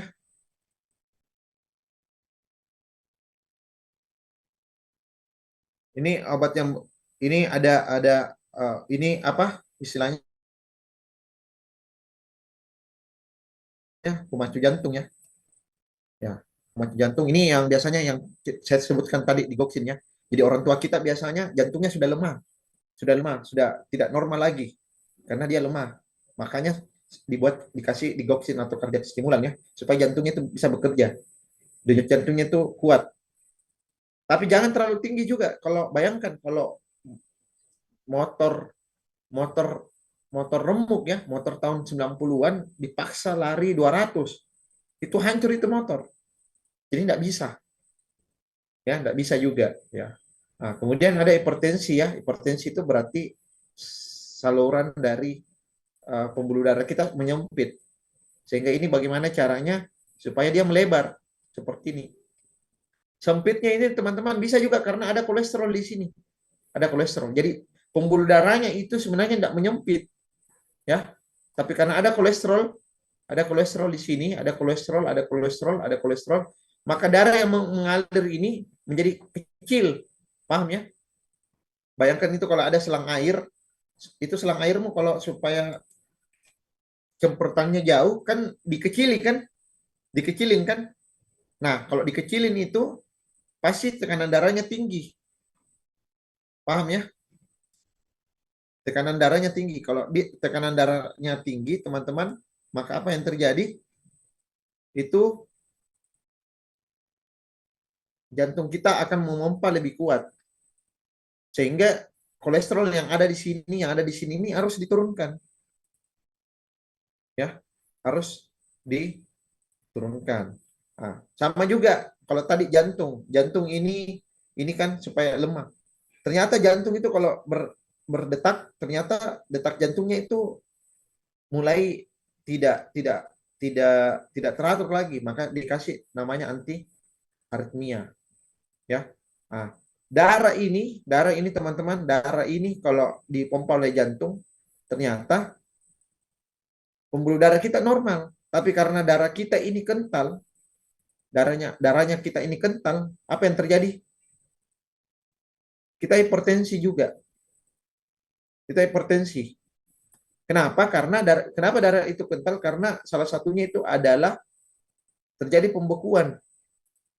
Maka kita biasa dikasih antiplatelet atau antikoagulan, warfarin, heparin ya. Ini dikasih supaya darah itu encer.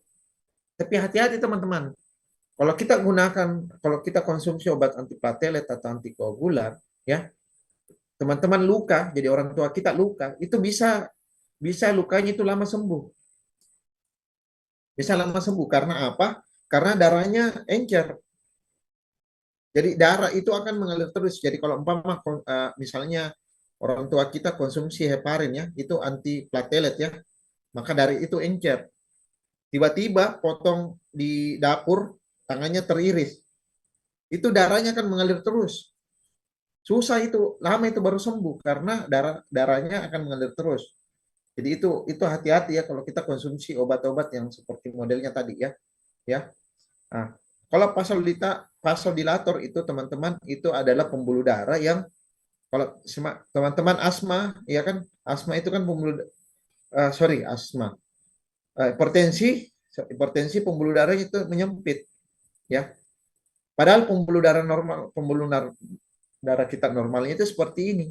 Supaya dia berubah menjadi lebar ini maka dikasih vasodilator. Ya. Supaya ini melebar. gitu.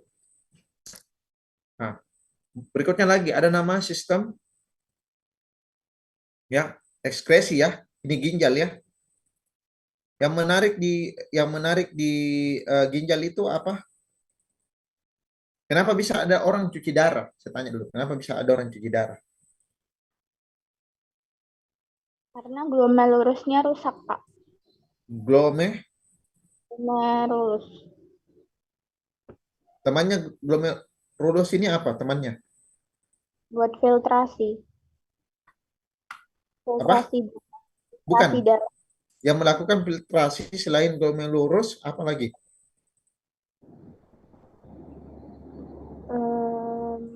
Apa sih? Tubulus. Kapsul Bowman, Pak. Oh, iya, kapsul. Iya. Tubulus ya. Tubulus. Kalau kita ambil ya benar kapsul Bowman kan. Kalau kapsul Bowman kan ini yang besar ya. Ya. Nanti kalau dia tubulus teman-teman ini mana ini? Ini kan renalnya, kemudian bagian terkecil dari sini ya. Itu kita ketemu dulu glomerulus, baru tubulus ya. Baru tubulus. Jadi tubulus itu bagian kecilnya lagi. Ya, ini tubulus. Nah, ini yang kita sebut dengan filtrasi. Ya, itu filtrasi. Kemudian ada namanya, kalau reabsorpsi siapa yang melakukan? Tubulus proksimal, Pak. Sama Iya. tubulus vital. Tubulus. Ya. Sini. Proksimal. Ya, proksimal ya ini. Nah, kemudian nanti setelah itu sudah tidak ada lagi di dalam sudah tidak ada lagi yang bisa diserap, baru dikeluarkan ya. Baru kita keluarkan. Ya, baru kita keluarkan. Jadi teman-teman yang dalam kehidupan sehari-hari ini biasanya kita banyak konsumsi vitamin C ya. Ya, ini teman-teman vitamin C ini hati-hati ya, karena vitamin C ini BM-nya besar sekali. BM-nya, berat molekulnya besar. Maka orang yang mengkonsumsi vitamin C ya, misalnya minum secara khusus redoxon atau misalnya suntik injeksi ya vitamin C ya, itu harus banyak minum air putih. Air putih ya. Karena vitamin C ini dieskresikan di ginjal. Jadi kalau kita mengkonsumsi vitamin C ini kurang minum, maka vitamin C ini menumpuk di sini. Ya, menumpuk di sini. Menumpuk. Makanya orang biasa kena namanya apa? Batu ginjal. Selain vitamin C itu kalsium juga. Kalsium. Jadi ini teman-teman ini harus dibantu dengan banyak air supaya dia larut. Karena kalau air secara normal dia kurang larut. Ya. Walaupun vitamin C itu sebenarnya larut air, tapi kalau tidak banyak diminum air putih, itu bisa menyebabkan kita namanya batu ginjal. Ya. Tuh. Oke. Sudah. Masuk lagi di saraf ya. Saraf. Saraf ini ada bagian-bagian penting, itu ada dendrit. Dendrit ini apa? Penerima sinyal ya. Ya. Ini akson pengirim ya. Pengirim sinyal. Nah, titik ketemunya dendrit titik ketemunya sinyal itu adalah kita sebutnya namanya sinapsis ya. Sinapsis. Jadi sinapsis ini tempat terjadinya sinyal. Ya. Ini nukleus ya. Saking cepatnya sinyal ini diantar itu tidak ada berhenti di sini. Ya. Makanya kalau orang kena saraf ya, kita lihatnya ada namanya otak ya. Ini semua. Jadi tubuh kita, sistem saraf pusat itu otak. Ada juga susum tulang belakang teman-teman. Ini refleks otomatis yang ada di belakang punggung kita ya. Jadi susum tulang belakang ini yang menghubungkan otak dengan seluruh tubuh. Ya. Kalau ini otak kan secara umum ya. Nah, kemudian ada saraf tepi dibagi dua. Ada motorik, motorik sama sensorik ya. Ini otot ya. Uh, ini kemudian ada namanya saraf otonom. Ini simpatis sama parasimpatis. Jadi ini sifatnya teman-teman berlawanan. Teman-teman ingat saja kalau simpatis itu apa yang terjadi kalau kalian habis dikejar anjing. Dikejar anjing. Jadi kalau kita dikejar anjing itu simpatis yang bekerja. Apa yang pertama? Kalau simpatis apa pertama? Kalau dikejar anjing apa? Jantung berdebar. Apa? Jantung berdebar ya? Nah, jantung berdebar. Apalagi? Saluran pernapasan kira-kira bagaimana? Ngos-ngosan, Pak. Deg-degan, Ngos-ngosan Pak. Tidak itu, beraturan, Pak. ngos-ngosan tidak beraturan itu berarti pembuluh darah kita menyempit. Vasokonstriksi. Ya kan? Seperti sama dengan asma. Apalagi mata kita bagaimana? Kaget kan? Jadi kalau habis dikasih kaget, Nindya saya kasih kaget, pasti jantungmu berdebar kan? Jadi mata kita itu, pupil kita membesar. Pupil membesar. Apalagi? Keringat keluar, Pak. Keringat keluar, benar. Ekskresinya meningkat. Nah, dan seterusnya. Kalau parasimpatis, lawannya. Kalau di sini bekerja, berarti di sini tidak. Makanya ada obat yang kita konsumsi teman-teman simpatis itu satu semua ini di apa? Dipengaruhi. Jadi kalau teman-teman mau obatnya itu untuk pembuluh darah misalnya ya, untuk pembuluh darah jantungnya kan kalau kita simpatis kan jantung berdebar ya. Jantung berdebar. Kalau ini mau diturunkan, teman-teman pasti akan turun juga ini. Nah, seperti itu. Karena ini dipengaruhi. Tapi ada obat yang sifatnya bekerja lokal saja, jantung saja, jangan ini. Karena kalau dia mempengaruhi yang ini, dia mempengaruhi ini, berarti semuanya kena.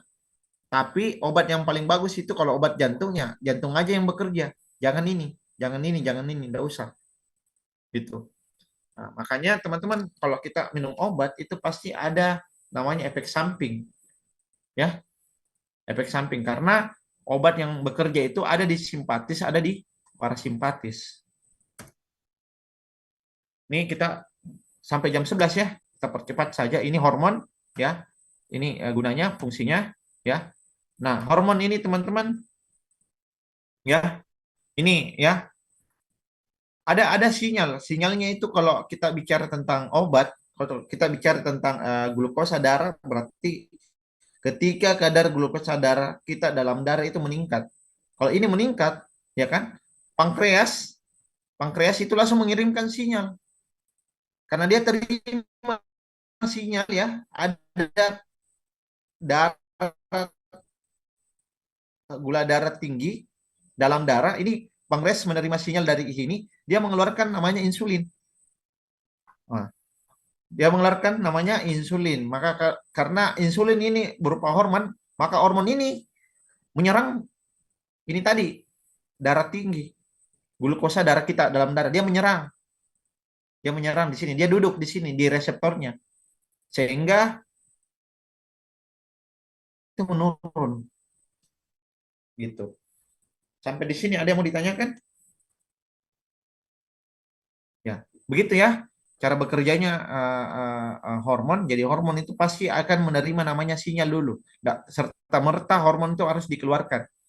Ya. Jadi kalau misalnya teman-teman kortisol, endorfin, ya itu kan teman-teman itu untuk mendapatkan itu teman-teman ingat. Kira-kira kegiatan apa yang teman-teman lakukan itu bahagia. Ingat ya, bahagia ya. Jangan yang aneh-aneh. Karena teman-teman kalau apa namanya yang biasa menyiksa hewan, apa namanya? Apa istilahnya kita biasa? Psikopat, Pak. Ya, psikopat. Nah, psikopat itu teman-teman dia mengeluarkan endorfin juga. Karena dia lagi senang kalau dia siksa orang. Gitu. Jadi teman-teman yang harus teman-teman yang ya Yang harus teman-teman lakukan adalah bagaimana melakukan hal-hal bahagia yang normal. Ini terus-menerus dirangsang ya supaya kita ikut bahagia. Jadi endorfinnya ini hati-hati, itu juga bisa disebabkan oleh aktivitas yang lain lagi. Ada juga orang gara-gara mencuri, ditanya apa hobinya mencuri. Ya, dengan mencuri dia hobi. Dia bahagia. Ya, jadi harus teman-teman kita pastikan bahwa yang kita lakukan itu betul-betul membuat kita bahagia dan tidak mengganggu orang lain. Ya, ini lagi muskuloskeletal ya, ada rangka kita ya, ada rangka, ada sendi ya, ada sendi, ada tulang ya, ya. Kemudian ada otot ya. Ini semua yang menyusun dari muskuloskeletal. Ini gunanya apa? Untuk mengenali lingkungan. Ya, ini walaupun tidak secara umum, tapi ini termasuk sistem organ ya, sistem organ. Ini contohnya apa? Ini melindungi organ yang ada dalam tubuh kita bergerak. Ya, kalau tidak ada otot, tidak ada sendi, ya walaupun ada saraf juga, ya tidak bisa juga bergerak. Ini struktur memberikan bentuk tubuh dan menyimpan mineral seperti apa? Kalsium, fosfor ya. Ini tersimpan di dalam tulang ya, dalam tulang. Ya. Kemudian hematopoiesis, apa ini? Bagaimana tulang itu menghasilkan sel-sel yang berguna untuk kekebalan tubuh. Contohnya apa? Sumsum tulang belakang, ya. Itu menghasilkan sel-sel untuk menghasilkan kekebalan tubuh. Jadi ada semua, ya. Ini reproduksi, ya. Kita ada untuk wanita, ya, laki-laki, ya. Bagaimana ovum dan sperma dihasilkan, ya. Kemudian bagaimana siklus menstruasi, ya, siklus menstruasi, ya, yang ovarium menghasilkan ovum yang kemudian harusnya ini dibuai oleh sperma, tapi karena tidak dibuai maka dia lari ke sini ya, menempel. Yang inilah yang menyebabkan kita menstruasi. Ya, jadi kalau ada yang tidak menstruasi berarti maaf, ini tanda-tandanya tidak subur lagi, karena yang menjadi darah di sini yang menempel di ovarium kita itu sebenarnya adalah ovum yang harusnya dibuai oleh sperma, tapi karena tidak dibuai maka dia akan menempel di dinding sini. Ini ada limpa ya, ada limpa. Limpa ini lebih ke arah kekebalan tubuh ya, kekebalan tubuh, ya, kekebalan tubuh ketika terjadi infeksi. Ya. Ini secara umum, tetapi ada juga dia bisa menyerap lemak ya. Kemudian juga bisa menghasilkan mikroorganisme dan cairan ya. Ingat, ada cairan. Jadi walaupun dia infeksi, dia juga menyerap nutrisi sama cairan lainnya. Itu limpa. Makanya karena dia menyerap, kalau terjadi infeksi dia menyerap cairan, makanya biasanya kalau kita infeksi ada yang bengkak ya. Ya, ada yang bengkak di tenggorokan kita, ada yang sakit atau maaf di dekat selangkangan kita ya. Selangkangan kita biasanya itu ada bengkak ya. Itu sebenarnya dari pembuluh getah bening atau limpa kita yang melawan infeksi ya, sehingga itu tanda-tandanya kalau kita mengalami infeksi. Jadi limpa kita bekerja. Tuh. Ini dan infeksi ya, limfoma ini adalah kanker ya, kanker ya. Kalau edema ini adalah pembengkakan ya yang terjadi pada organ, dalam hal ini limpa ya. Ini tegumen ya, kulit ya. Teman-teman bisa lihat sendiri kalau kulit apa yang harus teman-teman konsumsi, tapi yang harusnya ya, kulit itu sangat sensitif ya. Jadi kalau teman-teman ada perubahan sensitif kulit, kalau itu terjadi cepat dan apa namanya, ada perubahan struktur, itu bisa disebabkan oleh salah satunya adalah alergi.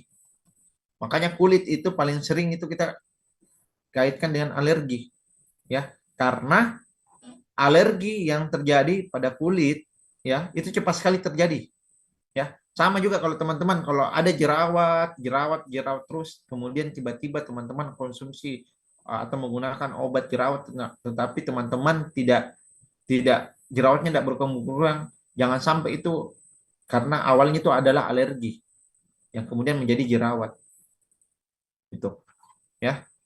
Nah, setiap kita lakukan namanya infeksi teman-teman ya, infeksi itu selalu akan dikaitkan dengan apa tadi saya bilang, ada bengkak ya, ada nyeri ya, ada nyeri ya, ada nyeri, kemudian ada radang ya. Ini semuanya ini kita harus konsumsi namanya obat antiinflamasi yang sama tadi yang kita sebut dengan obat AINS ya. Nah, selesai. Ada yang mau ditanyakan? Izin bertanya, Pak. Iya. Itu kenapa kalau saat kita sakit itu rasanya itu lidah itu mati rasa, Pak, dan timbul perasaan itu tidak ingin makan. Itu disebabkan karena adanya apa ya, Pak? Pada saat kita sakit. Iya, Pak. Iya.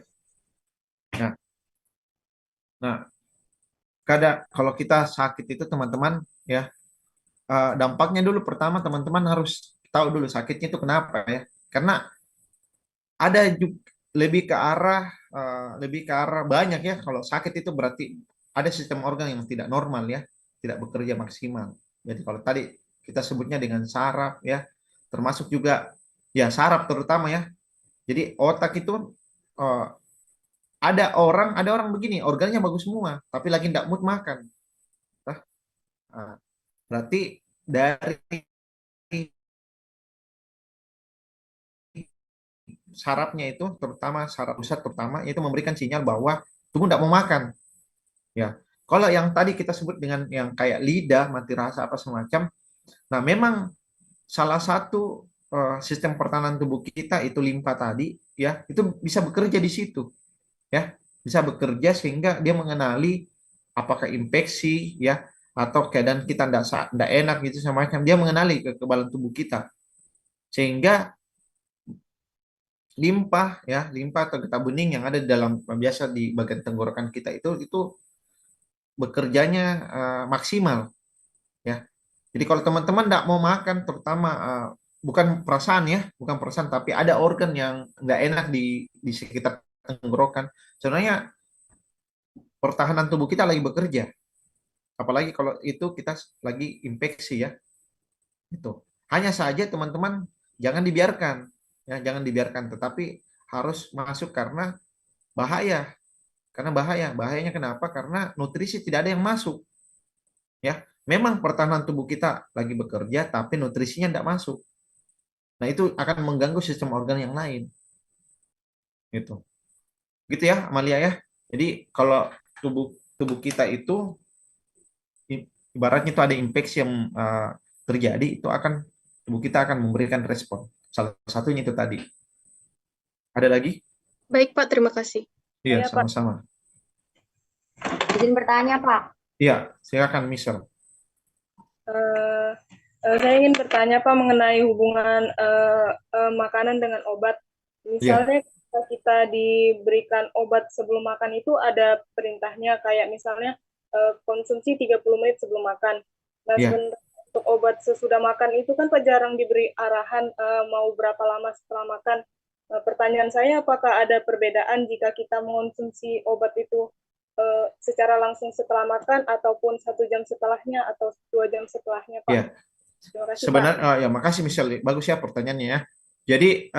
Jadi arahan 30 menit, 1 jam, 2 jam, 3 jam sesudah makan atau sesudah makan lebih ke arah kayak begini.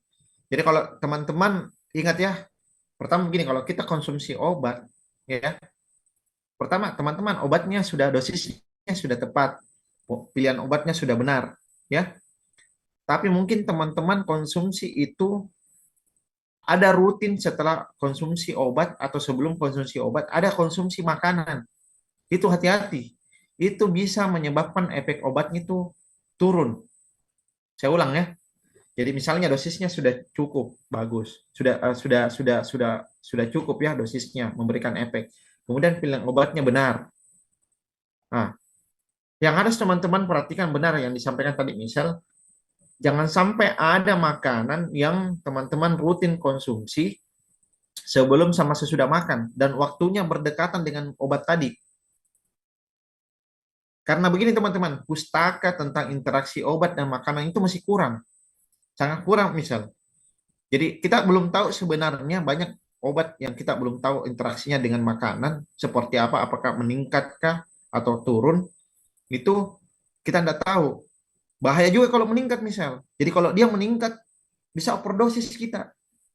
Karena dosisnya sudah maksimum, ada makanan yang digunakan atau obat yang digunakan itu meningkat.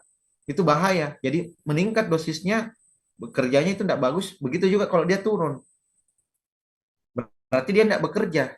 Jadi makanya amannya apa?